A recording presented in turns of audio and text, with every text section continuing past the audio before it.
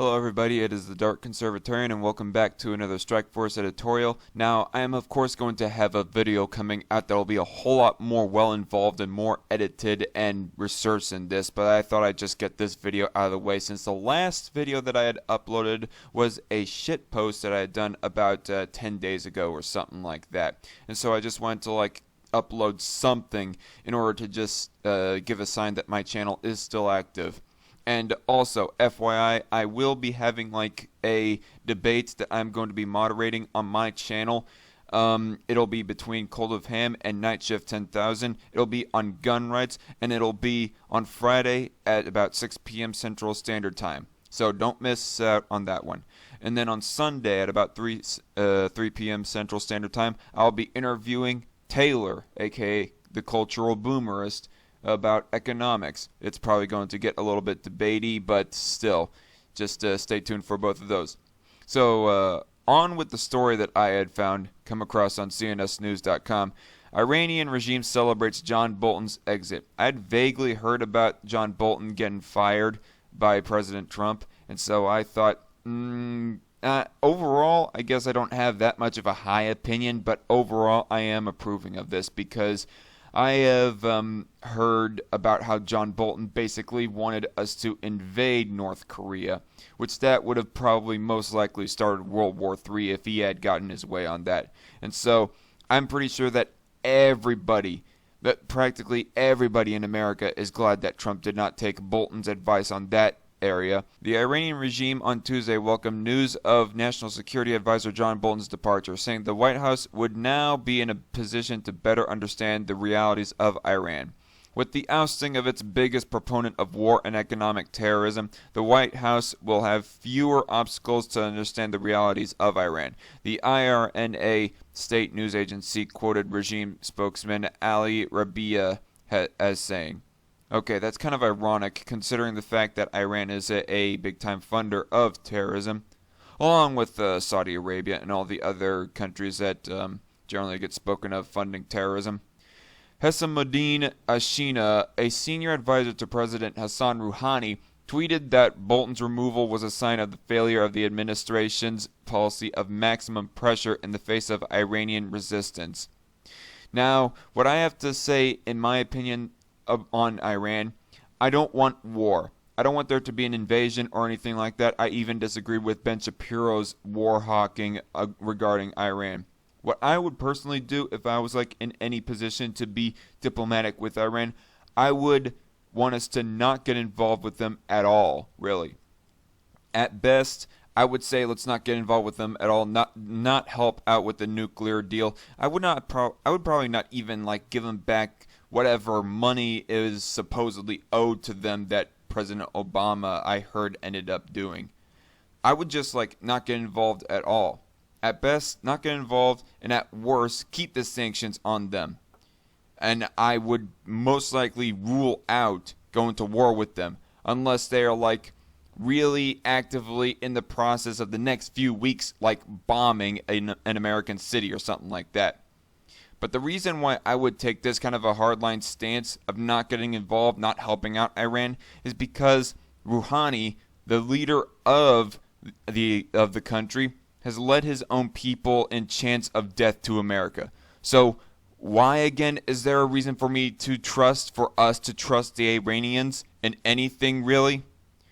I mean, sure, yeah, supposedly we are a part of the Iranian nuclear deal is that they are going to give up their uranium and their other destructive nuclear capabilities, and they're just going to use their nuclear technology for making nuclear energy, but they could still make a dirty bomb with that overall.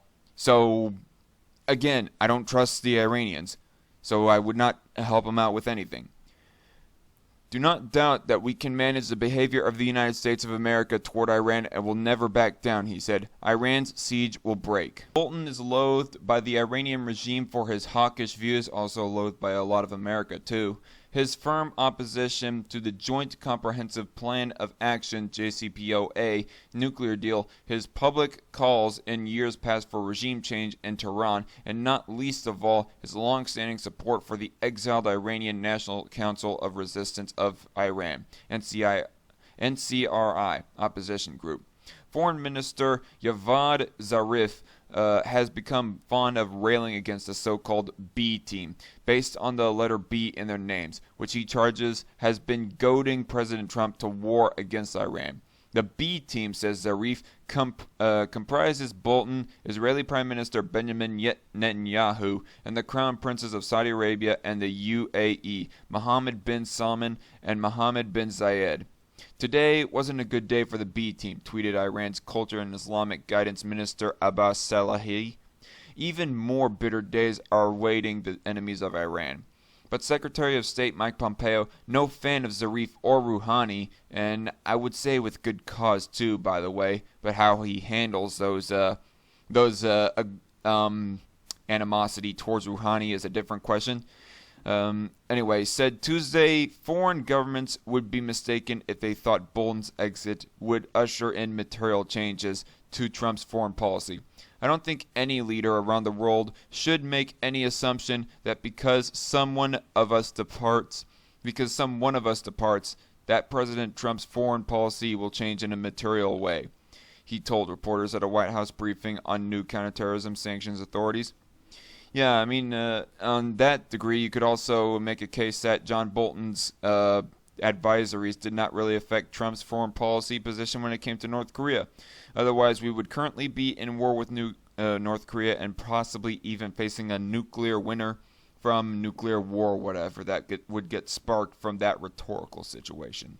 At the same time, however, Pompeo did not rule out the possibility that Trump may meet with Rouhani on the UN General Assembly sidelines in New York this month, an idea floated publicly by French President Emmanuel Macron at the G7 summit last month, when Trump said he was prepared to do so if the circumstances were correct. Asked whether he could foresee such a meeting taking place, Pompeo replied, "Sure," adding that the president has made very clear he is prepared to meet with no preconditions. Pompeo acknowledged there were policy areas where he himself did not see eye to eye with Bolton, but without elaborating. Treasury Secretary Steven Mnuchin, also at the briefing, mentioned that Trump and Bolton had very different views on the Iraq war. Bolton, serving as the George W. Bush administration's top arms country control official, was a key advocate of the 2003 invasion that toppled Saddam Hussein. The Washington-based National Iranian American Council, NIAC, which advocates engagement with the regime, said Bolton's departure may become the best decision of Trump's presidency. We have long said that the key first step in resolving the crisis with Iran was for Trump to fire Bolton, NIAC President Yamal Abdi said in a statement. So long as Bolton was in the administration, he would always be the fox in the henhouse working to sabotage diplomacy. Abdi added that Trump should now also dispense with the maximum pressure campaign and halt necessary sanctions to enable talks with Tehran to move forward. Trump has given no indication of any change of heart on the JCPOA, a 2015 agreement with Tehran, which while campaigning for the presidency he derided as one of the worst deals he had ever seen. He withdrew from the agreement in May last year, a fact he brings up frequently, as he did again on Monday night when he told supporters at a rally in North Carolina that, to protect America's security, I withdraw the United States from the horrible one-sided Iran nuclear deal.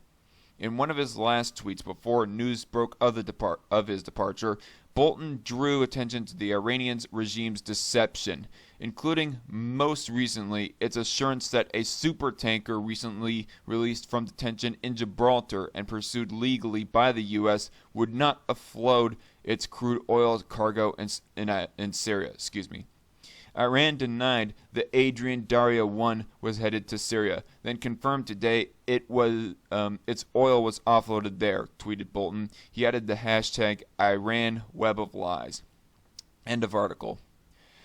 So yeah, what do I have to say about Bolton getting fired? Overall, I approve, but not for Iran's sake, of all people. Like I said, I don't trust the Iranians, and I don't think anyone in America really has any reason to trust the Iranians and think of them as friends or whatever. And I don't think, it doesn't make any sense to me as to why people would be trying to help along Iran.